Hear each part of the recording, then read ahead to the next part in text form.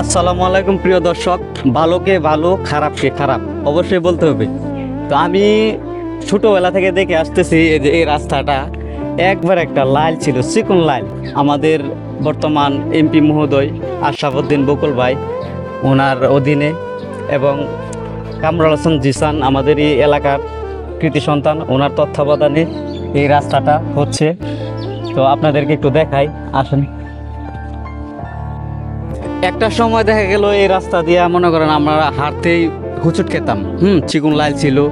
তো আজকে হঠাৎ করে ঘুম থেকে উঠে দেখি যে রাস্তার কাজ চলমান।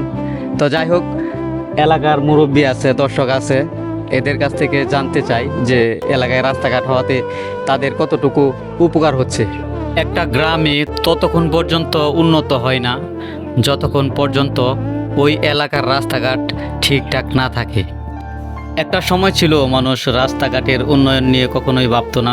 তারা ভাবতো তাদের জমি জমা সরকার নিয়ে যাচ্ছে। মূল কথা বলতে গেলে তারা রাস্তাঘাট নিয়ে কখনোই ভাবতো না। আর বর্তমান জেনারেশনের মানুষ এটা ভালোভাবে বুঝতে পারছে যে একটি গ্রাম ততদিন পর্যন্ত উন্নত হয় না যতদিন পর্যন্ত ওই গ্রামের রাস্তাঘাটের সমস্যা দূর না হয়। কথা বলতে বলতে হঠাৎ করে কামরুল হাসান জিসান ভাইয়ের সাথে দেখা হয়ে গেল। সত্য কথা বলতে উনি আমাদের গ্রামের উন্নয়নের জন্য অনেকটাই চেষ্টা করে যাচ্ছেন। এদিকে শ্রমিকরা খুব মনোযোগ দিয়ে কাজ করছেন। তো এলাকার মানুষ একটু পর পর দেখতে আসে নতুন রাস্তাঘাট কেমন হচ্ছে। তো যাই হোক, সবাইকে আর ক্যামেরা বন্দি করতে পারি না, এদের মধ্যে আমাদের অনেক মা বোনও চলে আসে। এই রাস্তাতে কিন্তু আমি অনেক ভিডিও করছি, আমি আপনাদেরকে সেই কয়েকটা ফুটেজ আমি দেখাবো যে আগের অবস্থা কেমন ছিল রাস্তাটার। এখন যে দেখতে পাচ্ছেন এটা হচ্ছে রাস্তার আগের পজিশন, আর বর্তমান পজিশন তো আপনারা দেখলেনই। তো যাই হোক, আমি এলাকার কিছু মানুষের সাথে কথা বলবো এই বিষয়ে, তারা কতটুকু খুশি এই রাস্তা হওয়াতে। তো যাই হোক, আমার কথার মধ্যে অনেক ভুলভ্রান্তি হতে পারে, সবাই আমারে ক্ষমার দৃষ্টিতে দেখবেন। আর এই পেজটা অবশ্যই ফলো করে রাখবেন।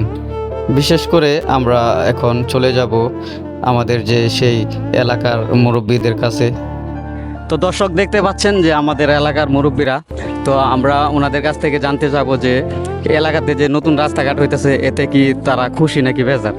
তো এলাকায় যে রাস্তাঘাট হইতেছে এতে আপনাদের আমরা একেবারে খুশি, অনেক আনন্দিত, বেশি বেশি খুশি ইনশাল্লাহ।